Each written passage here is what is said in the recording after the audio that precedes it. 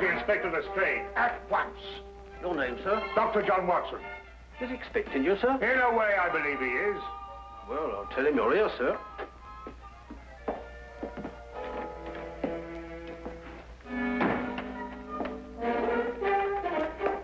You can go in, sir. Ah, Dr. Watson, I didn't expect to have the pleasure of seeing you again so soon. Will you kindly read that? What is it? Read it. Oh. Yes, sir. Oh. I think it's disgraceful, sir. Absolutely disgraceful. What? Yes, and I'm glad you're here so that I can tell it to you personally. Why, you and I both know that it was Sherlock Holmes who solved the Cunningham case. If it wasn't for his brilliance and his persistency, the facts would never have been brought to light. And I think it's scandalous, sir, that the newspapers should have given me all the credit and said so very little about his magnificent achievement. What do you think, Doctor? I absolutely agree with you. I'm glad you're on my side, Doctor. Why, of course. I'm so glad you've taken it that way. And what does Holmes think?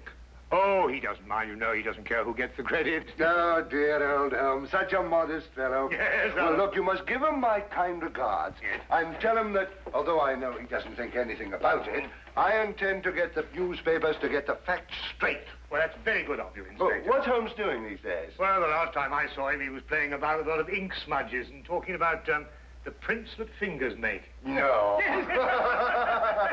Good old Holmes, always experimenting. Inspector Lestrade, sir. Yes, what is it? There's been a murder reported at the home of Lord Beryl. What, Lord Beryl of the Foreign Office? That's him, sir. I'll be right with you. Excuse me, Doctor. Yes, of course. Lord Beryl. This is going to be a tricky situation to handle, what with the Foreign Office and who knows what else. Yes, indeed. Can I be of any assistance? I don't think so, Doctor.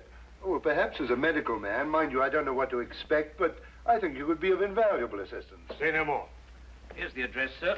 Your carriage is waiting outside. Oh, thank you very much. Perhaps you'd care to acquaint Sherlock Holmes and what has happened. Well, I don't know. I don't know myself what's happened. As you said, the people involved make this case rather delicate. Perhaps a little suggestion now and then might help facilitate matters. One never knows. Yes, you're so right. Take a message to Mr. Sherlock Holmes of 221 Baker Street. 221B. Yes, of course, 221B Baker Street. Tell him what has happened and drive him to Lord Beryl's residence. Yes, sir. And tell him Dr. John Watson is already there. The flat's the first floor up. Yes, sir. Very good, sir.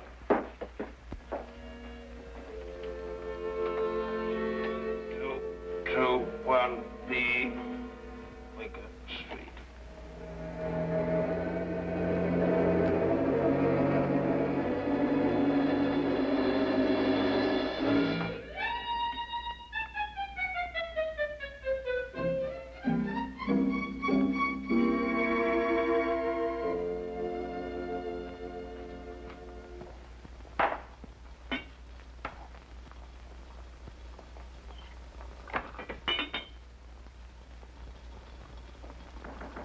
Come in.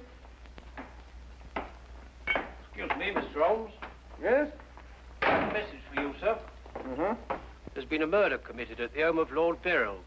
Inspector Lestrade and Dr. Watson have already gone there.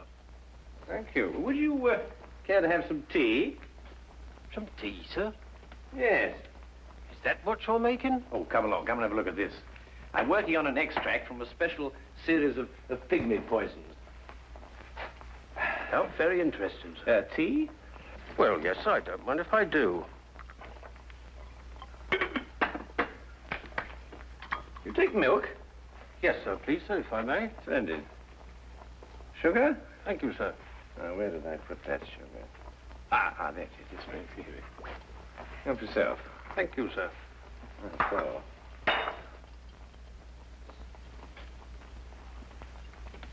What's this you're doing here, sir? Well, I believe that certain poisons, if taken in the correct doses, can actually have beneficial rather than fatal effects. Now, that's very interesting, sir. Yes, it is, isn't it? And what's all this over here, sir? Oh, that? Oh, those are some tropical leaves. They were sent to me by a friend of mine who hunts in that part of the country. The essence, you see, passes through this tube, down here and across the table, and is condensed in that retort there. And what's that stuff in the bottom there? That's lime. That acts as a catalytic agent to combine the essence of the leaves with a dark, tar-like substance, which you can see at the bottom.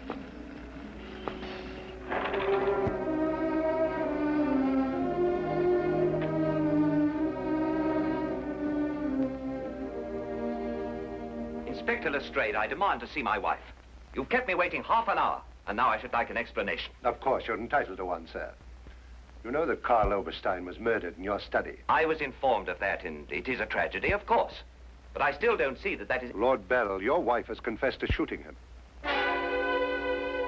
What? That's why I couldn't allow you to see her. We were taking her statement.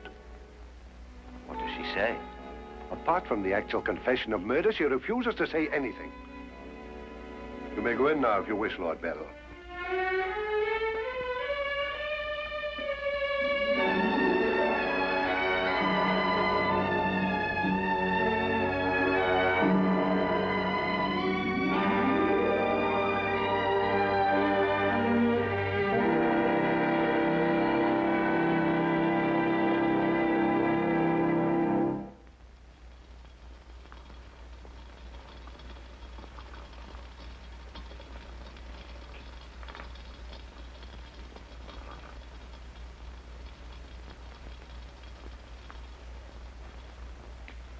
What's that you're putting in now, sir? Well, it's a form of acid dye. Yeah.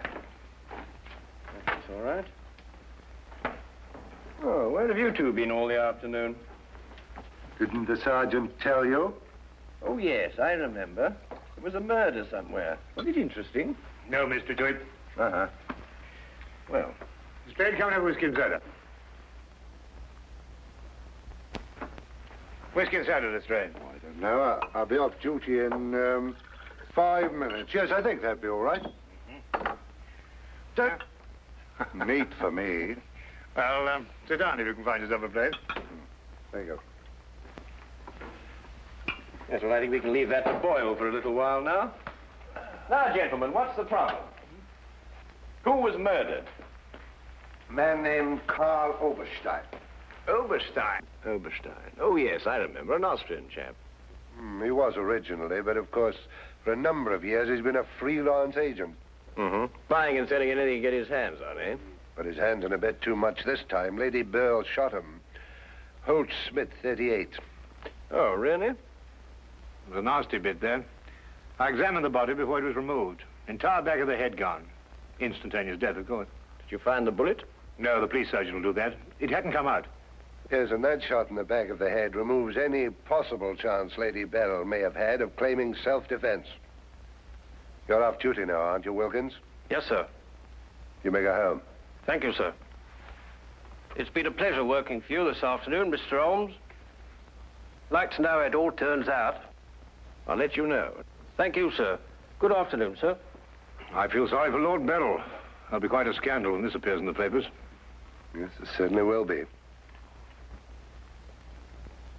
I wonder why Lady Beryl lied to you. What nationality was Lady Beryl originally?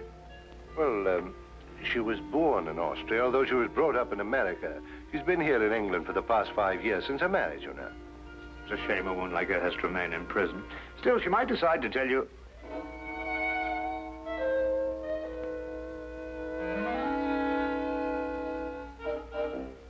What did you say? I beg your pardon? What did you say just now? I didn't say anything. Oh, yes, you did. You said, I wonder why Lady Beryl lied to you. Oh, that. Yes, what did you mean? Nothing, except, of course, that Lady Beryl didn't shoot this chap Oberstein at all. But she confessed to it. Nonsense. She didn't shoot Oberstein because Oberstein wasn't shot. His head was bashed in with a blunt instrument. The revolver you claim was the murder weapon actually belonged to Oberstein. She found it lying by his side and pretended she'd done it in order to shield her husband. She's no more guilty than you two are. Would you hold that like a good fellow, please? Would you please repeat that? Of course, it's as plain as a... Here, would you mind holding that? Oh, well, it's not plain to me. Well, you told me that Lady Beryl confessed to shooting Oberstein. But Oberstein wasn't shot. Just because you find a man with the back of his head shattered and a gun lying by his side is no reason to assume he's been shot. Thank you. You also assumed that the bullet had lodged in Oberstein's cranium because it hadn't emerged through the front. Now, any student of elementary ballistics knows that the greatest damage to the skull is on the opposite side to which the bullet entered. The point of entry is always clean. But the gun we found was an Austrian gun, and Lady Beryl is an Austrian. Now, there's a logical bit of reasoning for you. Would you mind holding that, please? Lady Beryl saw Oberstein lying there and jumped to the same conclusion we did. Well, Lady Beryl's innocent. Then somebody else is guilty. Brilliant! We've got to get back to the premises and re-examine them for clues. You come with us, Holmes. This nonsense can wait. Nonsense? Nonsense. Nonsense?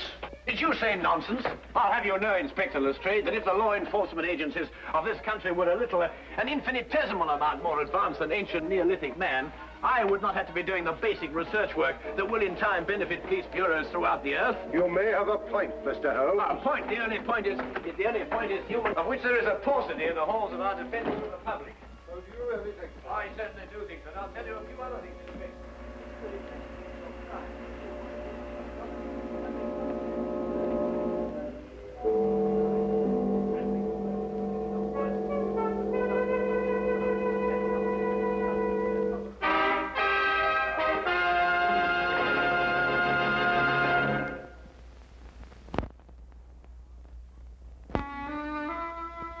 And now we return to the case of Lady Beryl. Yes, is to be dependent 90% on a good memory. Details, Lestrade, those are the things.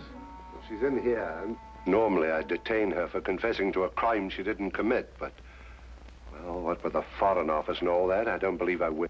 No, Lestrade, you don't want to hold her. Much easier to solve the crime if she's out. Exactly. Inspector Lestrade.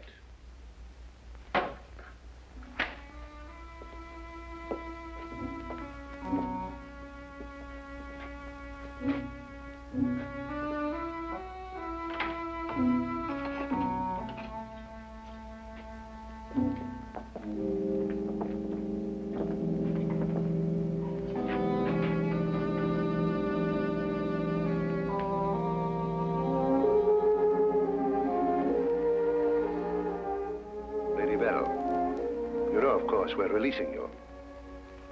So I understand. Do you know why? No. We've been able to prove that you didn't commit this murder you confessed to. I see. We would, however, like an explanation as to why you confessed to this crime.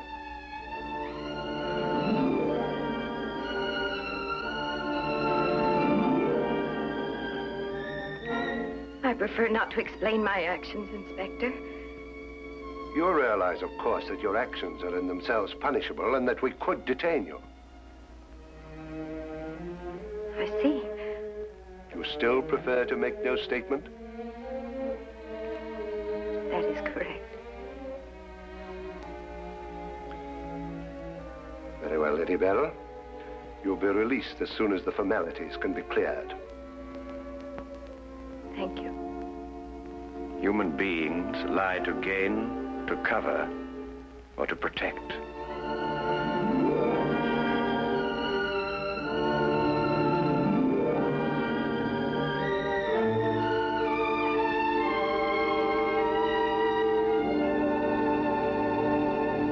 I don't know how to thank you, Mr. Holmes. Please consider me forever in your debt. Not at all. You're in the Foreign Office, aren't you, Lord Beryl? I am.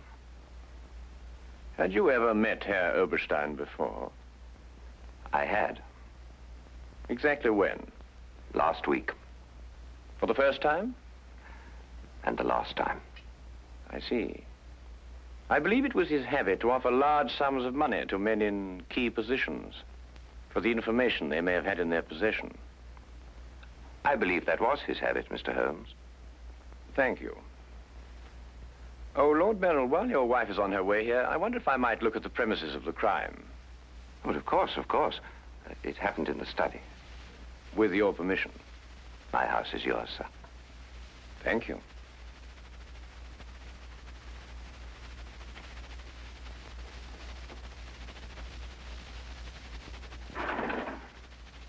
Well, now, let me see. Karl Oberstein was lying about there. Of course, it's been removed. Yes, of course. I see you cleaned everything up with your usual remarkable efficiency, Lestrade. Now, look here, Holmes. I didn't know there was going to be any mystery about this affair. Oberstein's head was here, Holmes, and his feet were there. Thank you, Watson.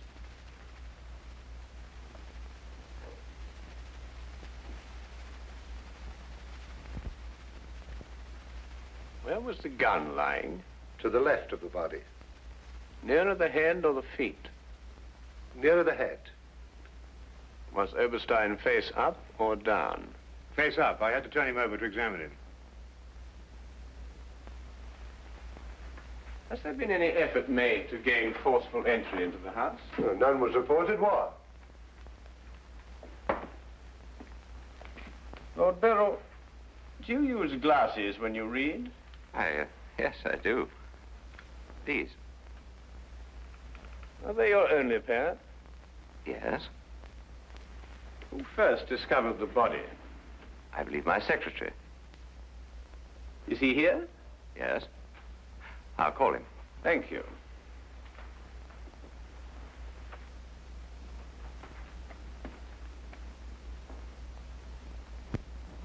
Lestrade, where was Lord Beryl at the time you estimated the crime was committed? He'd been at a meeting with high government officials all day. Oh, good. Why did you ask about the glasses, Holmes? It's because Lord Beryl wears glasses when he reads. But Lady Beryl confessed to a crime she didn't commit. What? This is my secretary, Mr. Ross. You've met Inspector Lestrade and Dr. Watson. This gentleman is Mr. Sherlock Holmes. How do you do? I understand it's through your efforts that Lady Beryl was returning home. Partially through my efforts. I wonder if I could impose upon you, Mr. Ross. Of course, sir. Would you mind taking these sheets of paper and roughly outline the position in which you discovered the body? Outline it in scraps of paper. If you would be so kind. Why, of course. What's the purpose of that? How many men have you on the premises, Lestrade? 2 outside. Why? Good. I wonder if you'd mind taking them into the garden behind this window and making a thorough search of the premises for a radius of 30 feet. Looking for what? Anything that doesn't belong in a garden. Are you serious, Holmes? Shh. Completely.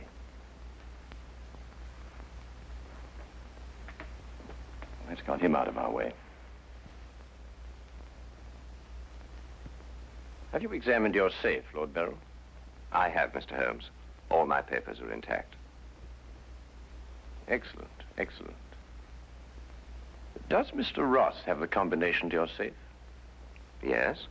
There's been no question of robbery. Of course not, Ross. One must ask these questions in an investigation. Of course. Good afternoon, Lady Beryl. Nina, my darling. How are you? I'm all right, George. Quite all right. You must rest. This experience must have been horrible for you. It's all right. It didn't last long enough to be too difficult. I don't know how, but Holmes has solved the entire thing. Has he really? Not entirely, Lady Beryl. Not yet. Do you expect to? I can only hope to. Mr. Holmes, if there's anything I can do to help. If it would not be too much of an imposition, Lady Beryl, I would like you to retake the position in which Mr. Ross discovered you when he entered the room. Mr. Holmes, my wife has had a harrowing experience. Please consider her nerves at this point. You're forgetting, Lord Beryl, that your wife confessed to a crime she didn't commit. The circumstances are somewhat exceptional. But if Lady Beryl would rather not... It's quite all right, George. Now, let me see.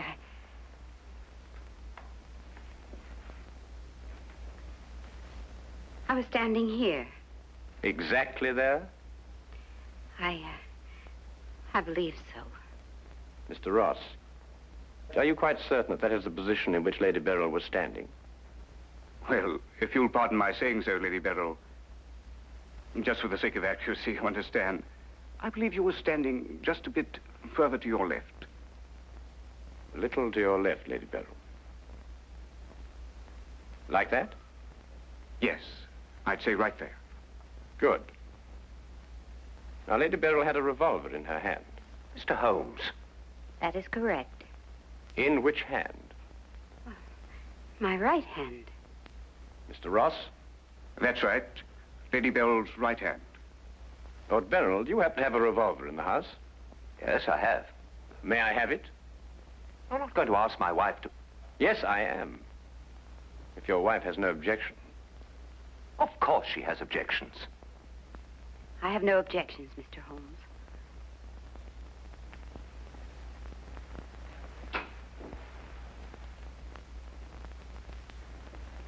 Ah, excellent. A .38 caliber. Do you notice, Watson, that it's patterned very closely after the Schmidt-Holtz, the revolver in question? Lady Beryl, is that the way you held it? I believe so. Mr. Ross? Yes, it was like that. Mr. Ross, I'd like you to think very hard. A great deal depends on what you're going to say now. As far as you can remember, that was the position of Herr Oberstein's body?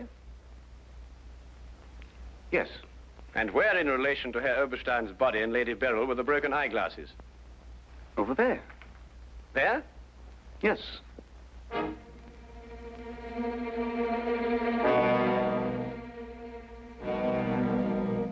Watson, were there any glasses on the floor when you found the body? Absolutely not. You're positive? Positive. That's right. I didn't know what I was saying. There were no glasses on the floor at all. There weren't any glasses on the floor when you found Lady Beryl bending over the body. But there were when you sent Herr Oberstein crashing to the ground.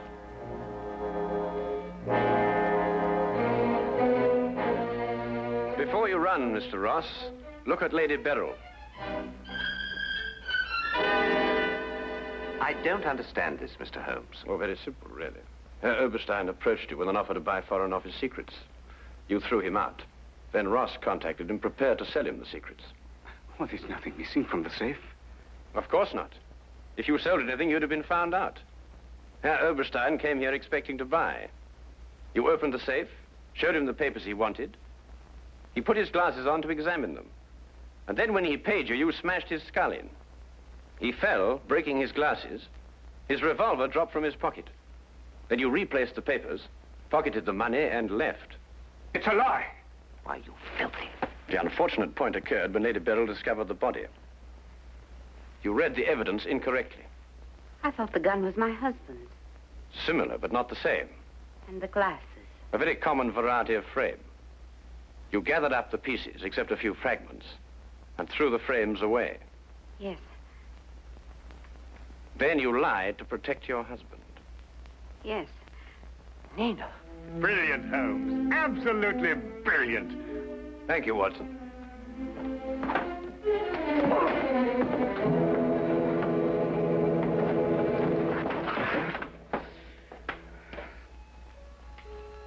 My humble and very grateful thanks, Mr. Holmes. It's been a pleasure to help so brave and noble a woman. I'm still not quite certain what's happened, but I know we shall both be forever indebted to you.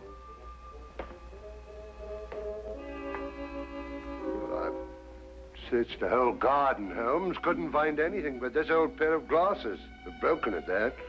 Really? Mr. Holmes has solved the entire case, Inspector. He has? How? By the little things, Lestrade. The little things that one must remember. The little things that make the difference between success and disaster.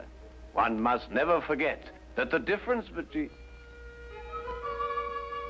Good heavens. What? What is it, Holmes? I left the gas on under the experiment. All Baker Street will be blown up. Holmes, I turned it off. No. Strange, hold that.